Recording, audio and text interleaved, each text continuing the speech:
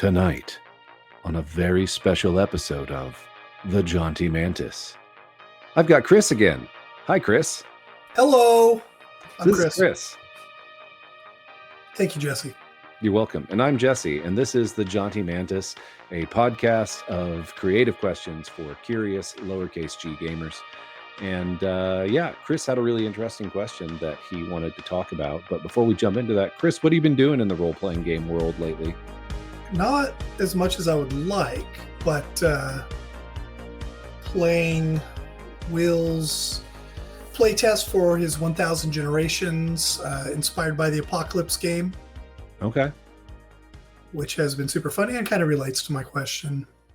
All right. Yeah. I was in, I think, the first playtest session. I'm excited to see where that goes. Pretty fun game. Yeah. In your other games, you're on a hiatus between long campaigns right now still, right? Yeah, well, the Sunday night group, that was my Forgotten Realms campaign that made me love the Forgotten Realms, is playing the 1000 Generations. And my Thursday night game, most of the players have kids or trips to take at the beginning of summer. So we're off for maybe another 2-3 weeks. Yeah, as always, 2 months between games. Scheduling is the final boss, I know. Uh-huh. Because after we did that Rollmaster thing, we're actually going to play it, but we don't have a calendar date until like June 29th. Right, yes. Which gives me so much time to postpone actually preparing for it in the classic sense. Yeah, I was like, oh, great, we can do that. And then I accidentally, your invites come through to my personal calendar and not my family business calendar. So it wasn't on the family business calendar. And my wife scheduled like a vacation stay at like Okana. And it sucks that you had to cancel that. For Lottie's birthday. Well, then she moved it. So it did work. Okay. It all worked out in the end. It only took 3 or 4 attempts for everybody to sign off on that one. Yes, and now I cannot be the one that bails, or my pride will be sorely stung. I've been just running my Sunday night game. I had 2 weeks of like day of cancellations for like my Dragonlance campaign I'm running in the One Ring, and I'm sad about it. But how is that campaign going, though? If you don't mind a quick which one? The Sunday Dragonlance. I know it's been a while, but. Yeah, no, the Dragonlance game, I think it's going really well. None of my players really know the source material.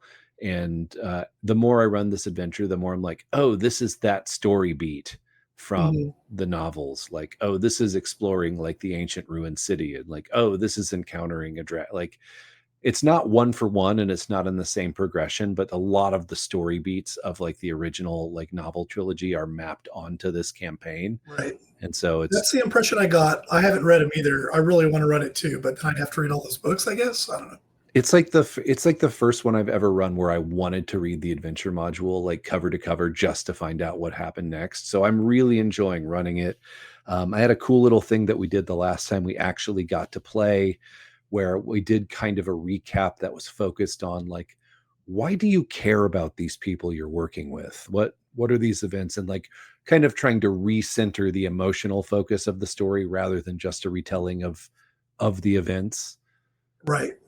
Yeah. So, get the players and their characters to be personally invested in the situation. So now I'm like running this whole part of the adventure that like, I'm just so glad it's in there because I'm sure some chud is just like, oh, what's this woke bullshit in Dragonlance?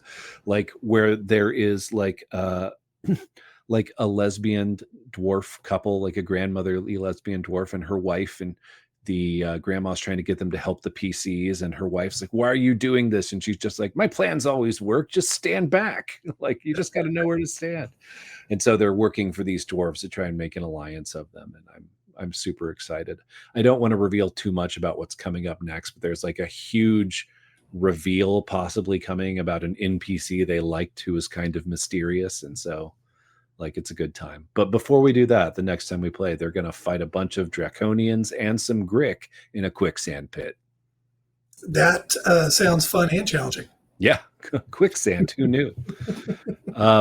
The Palladium Sunday night game is getting real silly, just because it's it's an old school rule system that is not a retro clone. And so I've just been having to like wing it and just go in for silly effects. Like they had a long conversation with a disembodied robot mouth, like a massive disembodied robot mouth that was repeating like an algorithmically generated prayer that banished all creatures, which I decided didn't include humans. And Fair. it was going on and on about like, I'm doing this because I'm learning empathy. So I kept saying just really straight laced things about what it wanted, but they all sounded very menacing because of the monotone. But really the thing was just harmless. It actually just wants, to do empathy. And I was able to drive home the quest of like, you guys should probably, since I gave you that scroll of the explosion, you should probably use the scroll of the explosion on the meteorite to stop the robots from building more and terraforming your world. Just as an idea. I had so much fun with the part about like the robot being like, I am learning empathy. I do not wish to insult your intelligence, but given the level of technology on your world, I do not think you will understand the word I use, but I do not have a better choice. The device is a terraforming device. Do you know what that means? How did the players handle their out of game knowledge versus, their They're like, character probably not knowing that? They're like, no, what does that mean? I'm just like, it means they are shaping this world to be more suitable for their kind. That will make it unsuitable for yours. Extremely unsuitable for yours. So that's an OSR type rule set for that campaign. Well, the actual adventure is the Electric Mangrove. It's that like jazz, like Afro psychedelia inspired, Yes. like Caribbean jazz album. That the album is the adventure module, and you can use it. Doesn't have a rule system in it. Like there's some little cool mini games. Like Yeah. whenever they travel by boat, there's my friend John takes a shot glass of and pours it into a soup bowl, and when they don't know this, but when the bowl overflows, the boat's going to dissolve in the acidic water, and then they'll be on foot. Um, and so it's gotten to the point now where we refill it every time we play, but he's like, I'm going to have to dial in the phone to be the bowl cam on this next session because I think it's going to be the one where, as he says, I get the great pleasure of having water spill all over my desk. Fabulous. Yeah, it's just a blast. I think if I could do it again, because my other obsession over this last week is like getting every Rules Light OSR game that I didn't already have after Troika. So I've picked up like Cairn second edition, and I've picked up I already had Into the Odd, and I ordered Electric Bastion Land because I've been listening to the podcast that the creator of Electric Bastion Land made, I think, is a stretch goal. And just hearing them talk about the game, I'm like, this is badass. I want to play in this. That's how they get you. I know. Have you heard about Electric Bastion Land? Mostly from you, I believe, and in passing only. Yeah. What's the elevator pitch? So it's like early 20th century technology, but like Bastion is the only city that matters. And so there's weird early 20th century mores. But when you roll your character, you roll like 3 stats. And then there's a table of D100 failed careers. So that's like your character's background. Like you failed at doing this, and they are all like flavorful and full of settings. That's a great way to inform a character from the get-go.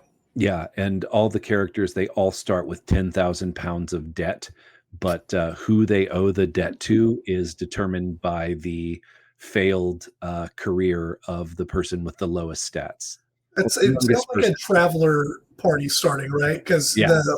the last thing you do is explain why your character started traveling or adventuring, what happened after all those 4-year cycles, and how much debt, medical debt. Yeah, being able to start a game with medical debt, super fun, Yeah, you just you have 10,000 pounds of debt, and you are a muddled mixologist. Your mixology career didn't really work out. Bartending's harder than it looks. Yeah, now you're an adventurer. So yeah, I want to, there's so many zine size things. I'm like, oh, I could run that in Bastion Land. So probably something I'm going to have to do in the future. And then I think, because we're down players for Wednesday, sorry, I have way too much. The guy with an RPG podcast has way too much RPG stuff. I think if I get enough people, because we're down 2 players because they're traveling in France for my in-person game, I think I'm going to try Aegon this Wednesday. And which one's Aegon? Aegon is a John Harper one Okay. where you are like basically like Greek demigods and heroes that travel from island to island, facing the strife on that island and trying to correct it. And Very cool. whenever you go into, what is it called, a conflict, you have to state like, I, clever-eyed Harris, will face this challenge. Like, there's a whole The epic ritual thing to introduction. it. That's amazing. Yeah, so I'm psyched. If I get enough players, I'm gonna read up on a bit more tomorrow and pre-gen some characters. Yeah. Like, let's play. My only other game is my monthly game that happens every 4 or 5 Saturdays. I think I told you, we're doing Spelljammer, and I've had Space Clowns on the encounter list. Oh yeah, All 12, 14 sessions we've played. And so while they were traveling the astral sea, they saw a hilariously small planetoid covered in carnival and circus, and just all these ships docked. And as they, spied it out, they saw a bunch of families frolicking and having a good time, enjoying the carnival. And so they go there and really enjoyed describing all the goofy sights and clowns, and had them introduce things. Now there's a roller coaster, thanks to my players. But they go to the Big Top event, and they find out, as 2 of them are in a dunk tanks over hot oil, that the clowns are in fact carnivorous. yes. They had just moments before that been viciously mauled by balloon hellhounds. Okay. Squeaking on the audience, everybody's laughing. And then, of course, the illusion drops, and they see that, in fact, all the families and other participants are balloon people. And only them, the hellhounds, and the carnivorous clowns are real physical creatures. So we'll start the next session with that. That sounds like some great pants shitting terror. That's yeah, I love everything about that. The moment you described the little planetoid with the carnival, I immediately thought of the Fury Road meme of "that's bait," and I was like, "And I'm gonna bite." And, they were so game. They totally went for the obvious trap, and I really appreciate that from my players. Yep, that's a good player when they go for that trap. It's so much more fun than the alternative. I know. We poke it with a 10-foot stick. I'm more clever than you, GM. Like, this isn't about a cleverness contest, because it is impossible for you to be. You dodged all the fun. It's the humility that makes me game, mother. Well, you had a great question that you had sent over in an email. So I challenge you. State your name and your deeds and ask the question. It is I, Game Mother of Champions. I got nothing clever for that. But my question, which I hope was interesting, is running. How do you, or are you interested in running encounters, sessions, or campaigns that don't just revolve around combat, violence, conflict? Conflict might be the wrong word, because I feel like you need some conflict for narrative stakes. But yeah, did you have any initial reactions to that? Yeah, I was like, oh, okay, well, I've got a system for that solved. But then I thought that doesn't. That's on my list of questions to ask you. What systems would Jesse recommend? Well, we're going way back, I think, to season 2, which was book reviews. And this was the other one that I bought, actually. So it's sitting right here on my desk. Audio narration, since I don't publish video of this, but Chris can see me, I'm holding up a copy of Index Card RPG Core Rules 2nd edition. Excellent. So, but before I go into that system, I think there's an assumption that I came to when I thought I had solved this super fast. That is, for a conflict to be solved in the context of a role-playing game, and all of my reading of OSR Rules Light thing makes me think I'm wrong about this. I was assuming that the players would in some way still need to roll dice, because rolling dice is fun. Yes. To see, what the little oracle of my polyhedral math rock tells me about what's going to happen in the story. So is that, I think, a fair assumption, or is that just the one way we can focus on, and then in the back half talk about others? I never ruled out rolling dice. I think that's part of the fun. I'm open to resolving it through role play. I've had long sessions with very few dice rolls, but whenever the question's put to me, obviously I have a take in that moment, but my take will be heavily flavored by reading the tea leaves or the dice in this case. Okay. That makes it more fun for me. I don't want to know what's going to happen when I start a session, especially I don't want to know what I'm going to do. Yeah. Let's keep it unpredictable. Yeah, that's why I drink so heavily before I run a game, is because it needs to be a surprise. Skull. Yes. So yeah, here's how index card deals with it. Every situation has a target number. Like just like this scene basically has a default target number, and whatever elements of the scene that you are the challenges you need to overcome, they basically have like a heart is 10, not hit points, but like you roll your dice to see if you beat the target number, and if you do, you apply like the effect die, could be like a D4, a D6, a D8, or like you think a D12 or 20 if it's like your epic ability, and then it does that many points towards the goal. So if it was a combat, that would basically be standing in for hit points. But if it was a social encounter where the party is trying to get their way, yeah, it would just represent their path, their progress. Yeah, or a locked door, or diffusing a bomb, or anything that's like a challenge. It just kind of all works in index card with the same sort of assumption that you roll a dice to see if you succeed, and then if you succeed, you roll another one to see how much you succeed. When you reach this level of succeediness, good job. Right. That sounds excellent, and I love a simplified system for that. You've told me about that in the past, and I've imagined implementing it in my D&D, non-combat encounters, and have never quite pulled it off. Even when I've gone in with the intention of tracking it, it just ends up being role play and dice roll and straight vibes. I'm kind of bad at like just randomly harvesting a mechanic and actually sticking to it while playing a different game system. Oh, well, I'm actually bad at it too, because I have 10,000 mechanics bouncing around in my head Right. for any given situation. I'm like, what if we brought in the hunger dice from Vampire the Masquerade? Why? No Those one's hunger dice. I think about them all the time, thanks to you. Oh, yeah. Well, it's such a cool system. Yeah. And Rage Dice in Werewolf does the same thing, but with rage. Yeah, I think that's the most basic, easy to teach. Players think player expectation is you're rolling dice to solve things, and then as you get more granular, if you had like advantage or disadvantage, clever description, clever action can do it. Can give you a bonus on your roll, or maybe a bonus to damage, however you just want to interact with that. What do you like that, or is that just too straightforward? No, I'm all about simple systems but you got to set the stage. Like, this is the game we're going to play. You got to pull your players, right? Are you interested in a game where we're not necessarily fighting thing, or where a fight is the same as a discussion, or breaking down a vault door or what have you?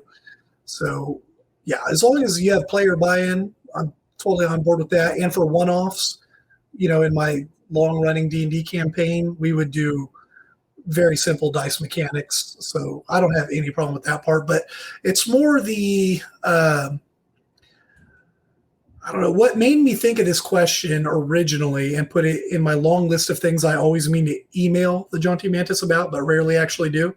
Well, now you just get to come on the show and ask. So that's way easier for me and my particular flavor of mental spiciness. But it was when you and Maddie were talking about dinosaurs. Oh. And so many of the dinosaurs were going to be fought.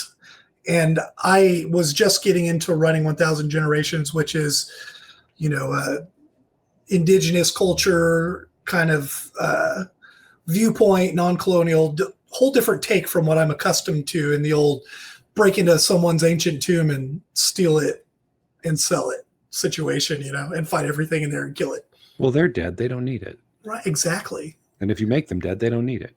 It's our culture now. And then also hearing about Mappy Mundy on the Three Black Halflings podcast. They played some of that on there, and that's one about exploration and ecology.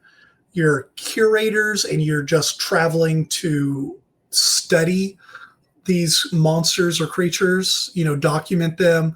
You might solve problems related to them in that system, but you're not there to kill them per se. In fact, you don't want to kill them. That would be anathema gauche to the goals of the game. But you go into that game, which you'd have to pitch to your group saying, all right, are you interested in playing this exploration and ecology game where we're learning about things and helping people and creatures and not necessarily out there to kill them and enrich ourselves? Yep. I think the one example we thought of, I'm just remembering one of the things we talked about, and I don't know if this was on a dinosaur episode that got published because we recorded a lot more than we actually published before Maddie took the hiatus. Right.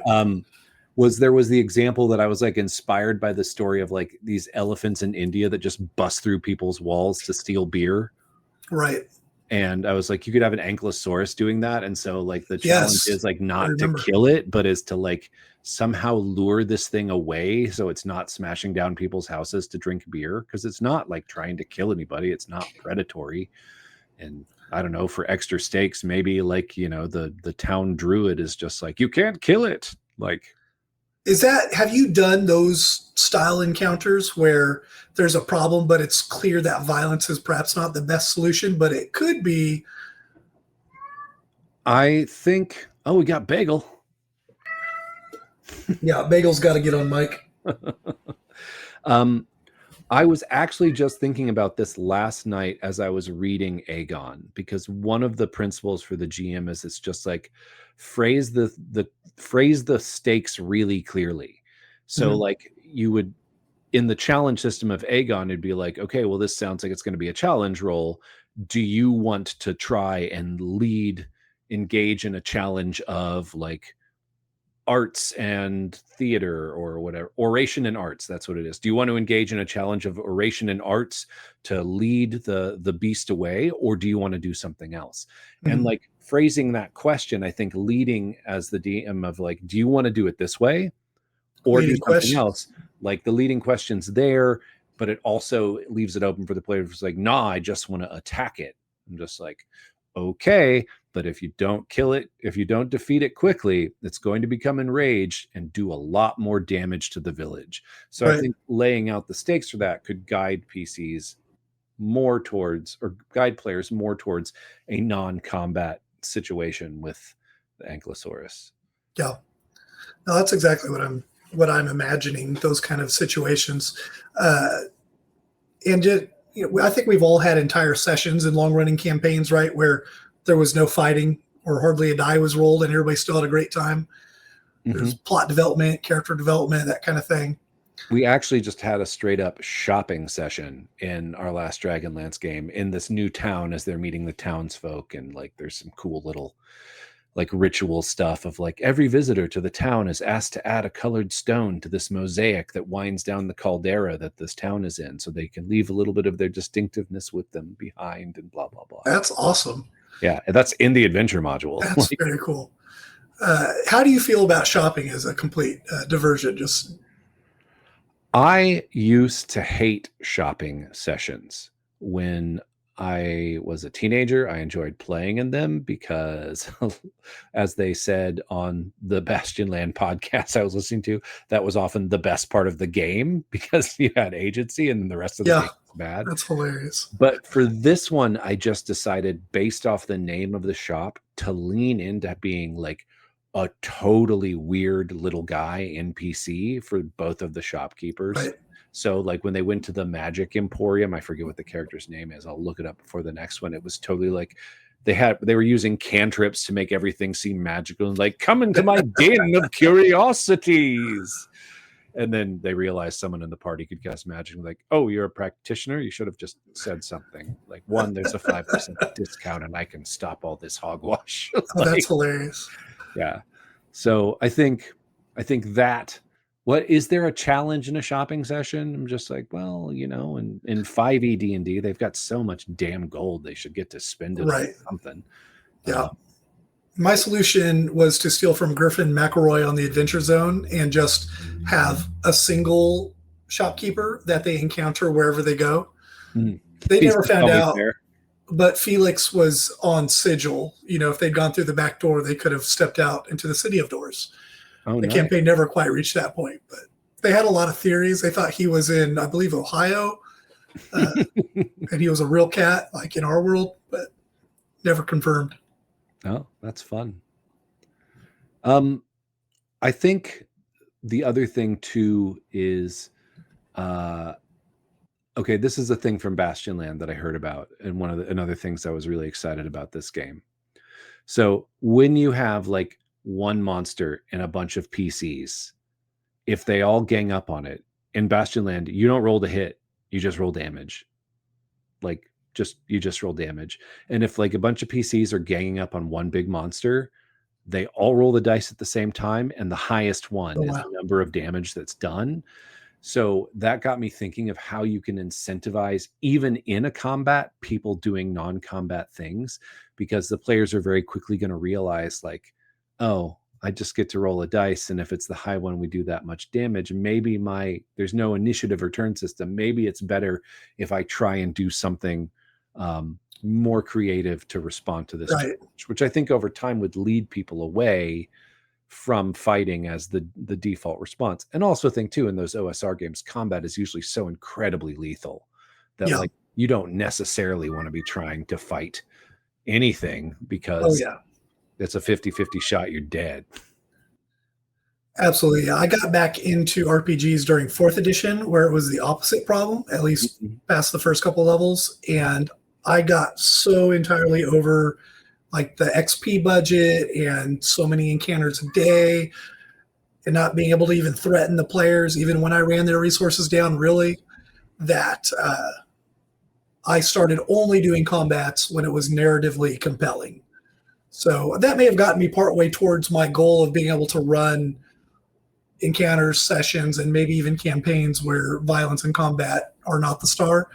But in our fifth edition game, like by the time I got to the narratively interesting campaign, you know, incredibly important combats where you're in a giant arena in hell, archdevils, waiting with bated breath for this gladiatorial combat that the players have to participate in to progress their goals. It was so complicated. There were so many elements in these fights, and of course I never play tested all the crazy stuff I threw at them. So thankfully they were patient and willing to roll with it. And I made sure to pack a lot of narrative developments, dialogue opportunities, lore reveals. So those 10 secrets from the Sly Flourish Lazy DM method, Mm-hmm. feed some of those in whenever the villain gets a chance to monologue during the fight or whatever's happening in the stands. Yep, that works. Uh, would you be interested in playing in or running a campaign, knowing that there was going to be little to no combat in it? Like it just wasn't going to be about that?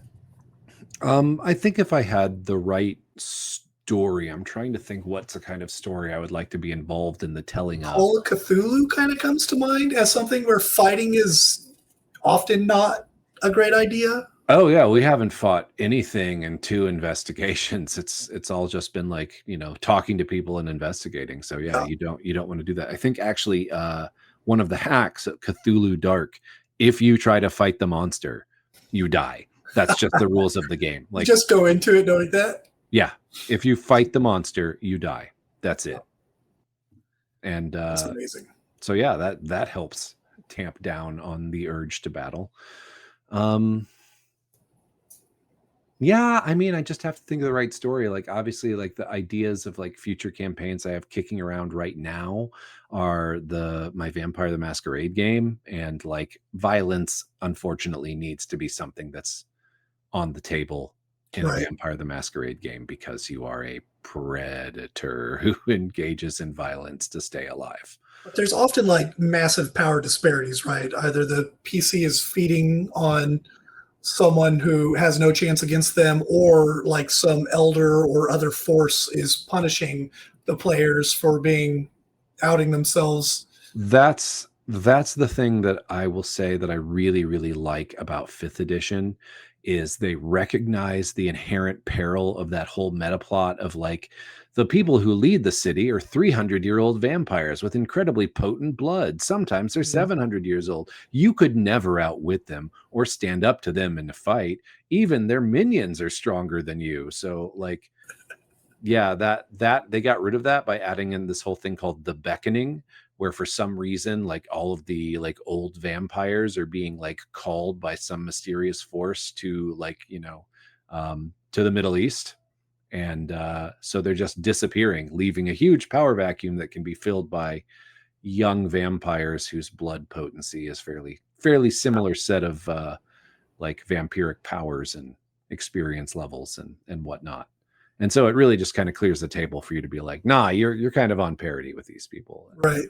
this is why you need a group. Because if you've got 5 dudes and they've only got 3, what the fuck do you mean they run the city? No, you run the city. Right. Yeah, that's some high stakes. It at least keeps the violence in interesting places, as opposed to just, well, every session we're going to have at least one combat encounter, right? It's also not, doesn't have rules for like, like dragon's breath rounds and like rocket propelled grenades in there. So you're not like busting into an armory as a badass Bruja ex mercenary because you're going to fire an RPG into that ancient vampire's limo. I mean, that game also sounds fun. That game is kind of fun. I've played in that game, but I'm looking for something else right now. Yeah.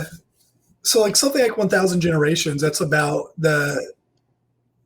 your community and neighboring communities, and the player's relationship with the land itself it's almost another community member in its way. Trying to make stakes that are interesting for that aren't just like, oh, you're being invaded, or that's something I've been brainstorming on real hard and only slowly coming up with ideas, most of which came from our world creation, like the one that you got to participate in that first playtest. Yep. They established that there was that at some unknown time in the past, their people had immigrated to this land, which if I had understood the setting a little better, we may not have gone with that. But it did establish that at some time there's a more restrictive, organized society that they left to find this new land that they've had many generations in now, that they're more in tune with nature and each other as well. And so the conflict, I don't think any of those players listen to Jaunty Mantis yet. I'm working on it. But Thanks. I don't think any of them have figured it out yet, but the mysterious things they've been finding are related to those people finding out where they are now. And they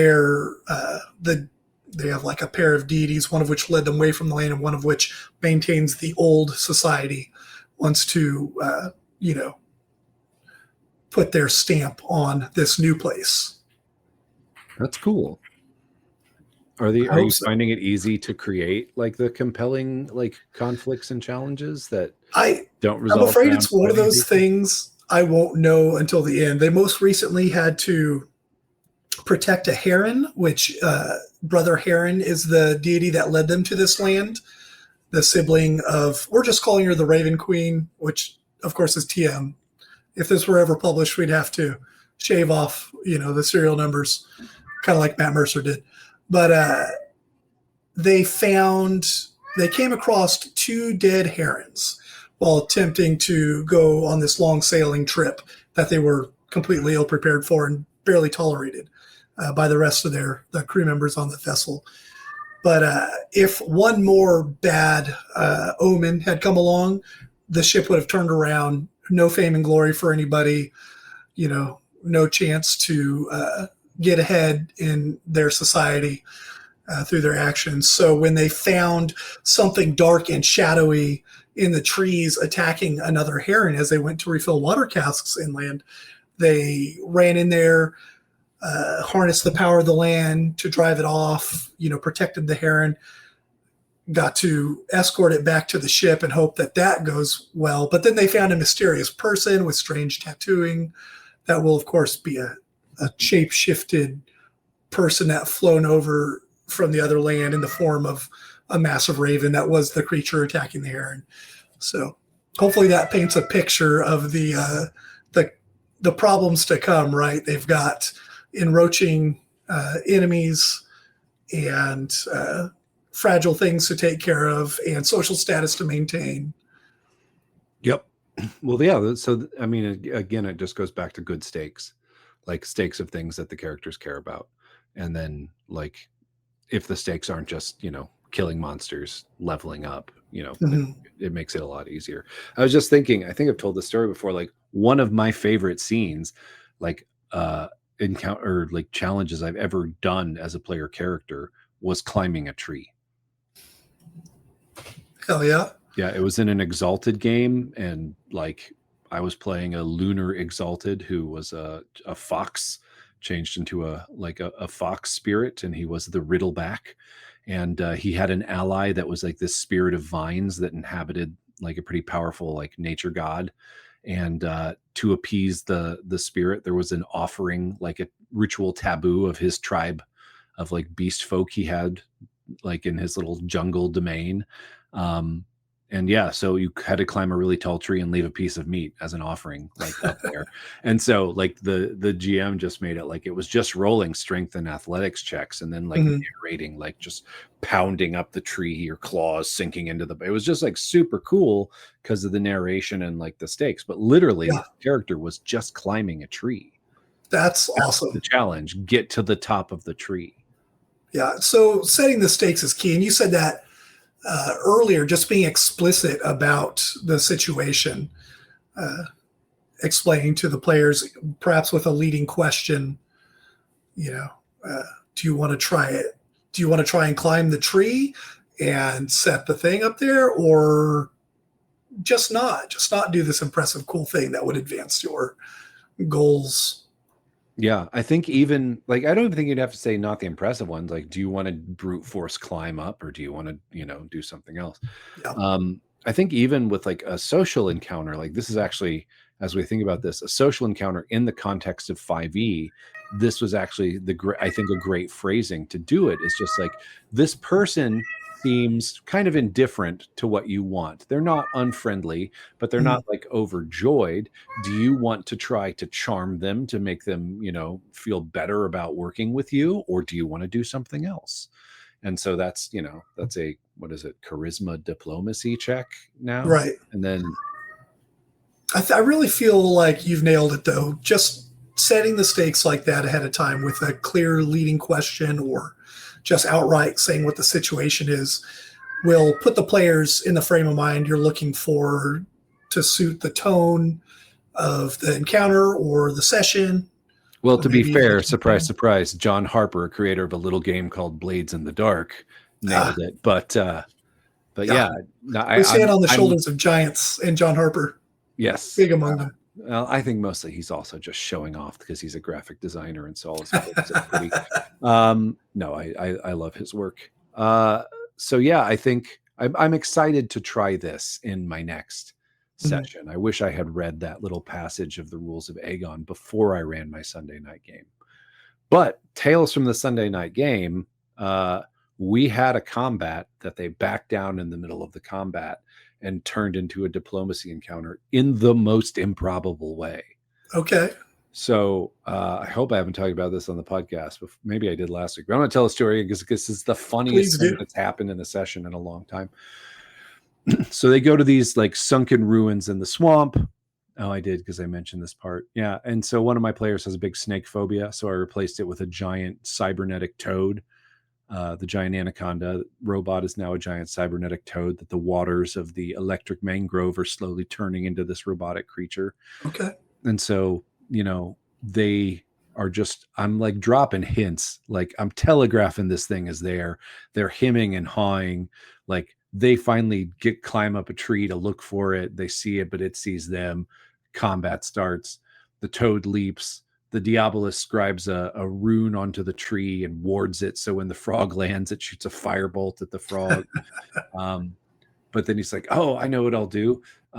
We found in the wizard's tower this potion that says form of toad, so I'll drink it." I'm like, "Oh, cool." So, all right, on Schreiber's turn, Schreiber uncorks a glass vial, pulls it out of his bag, uncorks it, and drinks it down, and then disappears. There is now a little normal toad on the pile of Schreiber's clothing. But then I decided, like, oh, if you're a toad now, you can talk to the giant toad. And Heck so the two toads are croaking at each other while like the rest of the party is kind of wailing on it. And he's just like, wait, we don't have to kill it. Like it, and it doesn't have to kill us. I can get it to stop fighting.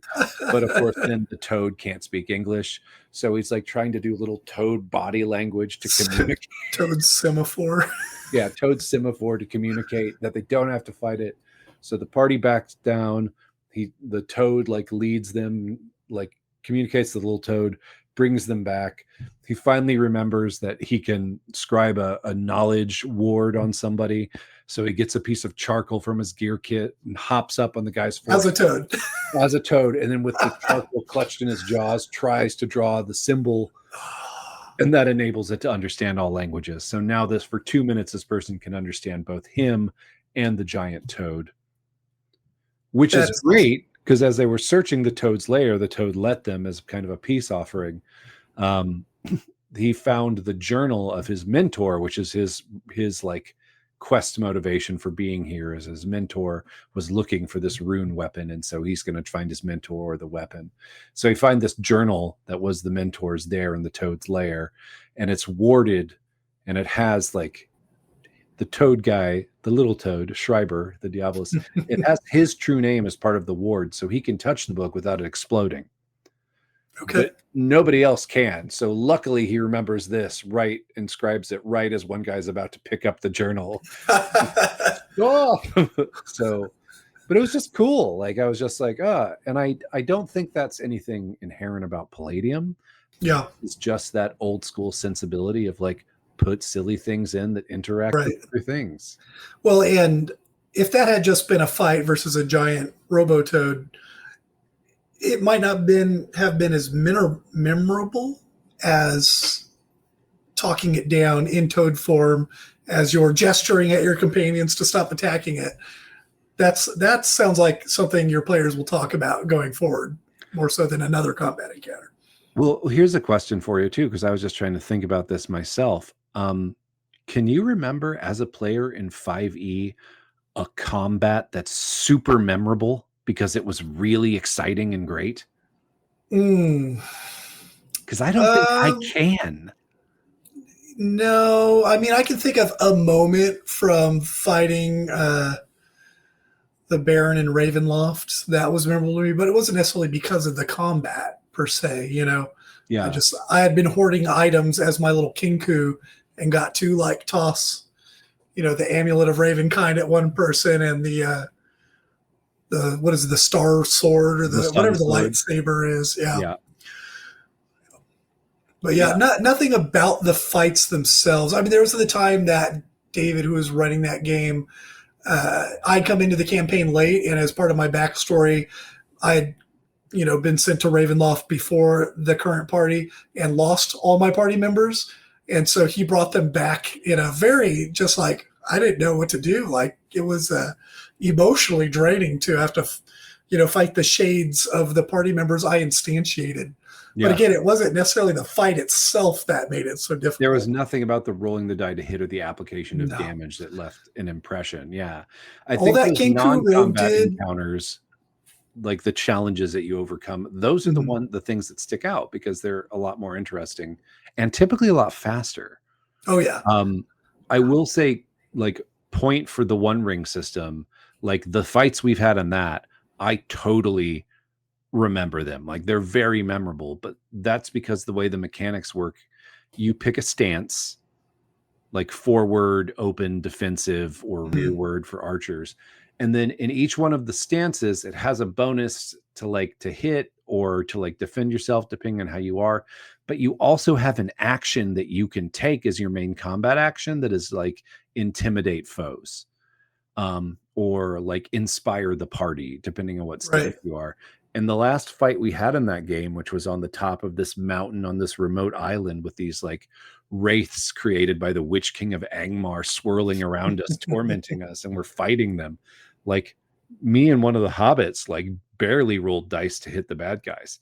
Like I was just narrating crazy intimidation thing with my sword shining and the little sunlight coming through the clouds and like shouting in Elvish and then rolling intimidate checks because it makes the enemies weaker and have harder Yeah. to hit. And you know, the halflings trying to give bonus dice to everybody by like, oh, keep fighting, sirs, you'll get them this time. Like, Right.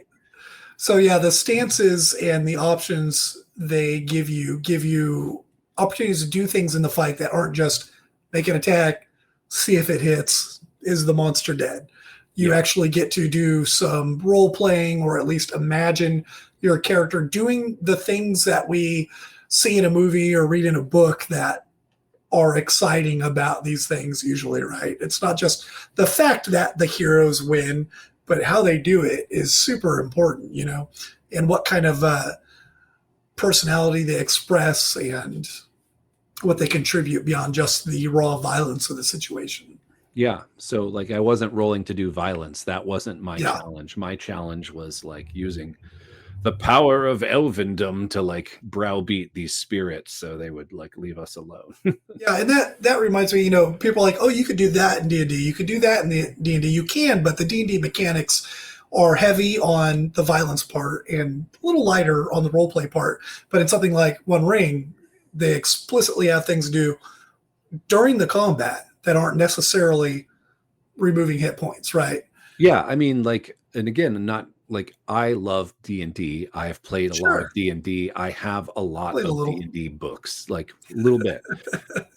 But like if you are a new player or even an intermediate player and you come in and like what is your tool for playing this game? It's your character sheet. Mm, So if you look at your character sheet, most of the information on there is probably going to lead you to pick up a dice to just make a skill check or to swing a sword right. or arcane bolt, um, eldritch blast. Yeah, just eldritch blast all the time. I was going to say, when talking about the Ravenloft game, my Kinku Rogue, all he ever did was shoulder roll into the bushes and then shoot from hiding so he could apply sneak attack damaging. It was very boring. Yeah. I asked for my character to die as we escaped the collapsing Castle Ravenloft, just like as a poignant note at the end, and I didn't want to play him anymore. Yeah, when I played my Warlock Harrow, like I loved his story, but like every fight, I was just like, fine, I just fucking Eldritch Blast again. So Mm-hmm. that's when I asked if I could reskin him or respec him into the what is it, the fighty one where you have like the Elric of Melnibone one, Yes, the Hexblade. the Hexblade. There it is. Yeah, that was way more interesting. Yeah, get up there and personal. Yep, drop darkness that you can see through and hit people with your hell sword. Okay, cool. Well, I think you did an earlier recap and I just kept talking. So, like, to recap, you can, if you want to have challenges that like have some mechanical weight but aren't just combat, you can just assign a target number to the scene and then Mm-hmm. give like hit points and let people roll their skills as they narrate what they're trying to do to overcome that challenge, like they do in next card RPG, or you can clearly state the stakes in a way that lead away from combat. Yep. And also choose a system maybe that has more non-combat options, or at least more interesting things to do during combat that aren't just Do you strictly have any violence good related. recommendations for systems like that? You know, I'm only just getting into this world personally. I think many of the inspired and powered by the apocalypse games, like this one Will's working on, I really would want to get on Mappa Mundi. The Kickstarter fulfilled, and you can pre-order and get the digital assets, I believe, immediately, if I'm not Oh, wrong. cool. But I know there's more out there, so it's something I want to explore, depending on what my players are interested in, of course. Yeah, Ryutama popped into my mind. Yes. You can fight in that, but it's basically like a seasonal journey to a destination. Yeah, I've that's one played I'd I've like to played look that into. one.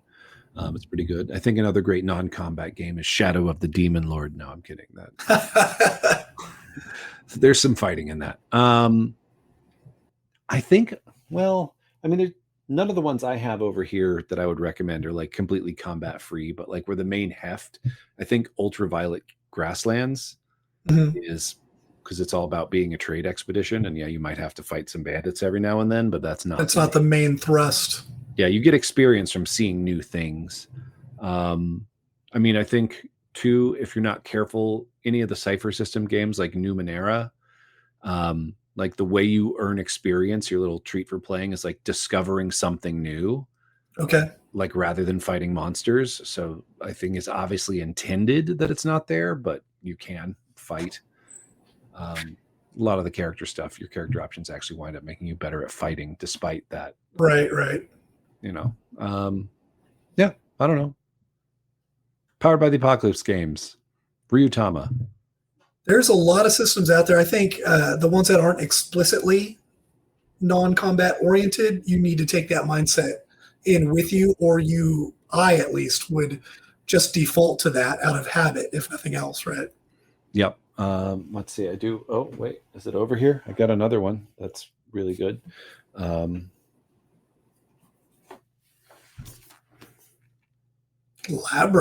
Labyrinth, the role-playing game. And Dark Crystal, the role-playing game. I mean, you can try and fight a Skeksis, but good luck. I always want to learn to contact juggle, so that sounds great. Okay. Well, get out there and make some interesting challenges that are not just combat or some shit. I don't know. Play some role-playing games. Play some fucking role-playing games. Someday we're going to win an Innie for this outro. Like when they have the best, worst outro for RPG. It gets better every time. It really does. Really does. Mantis out!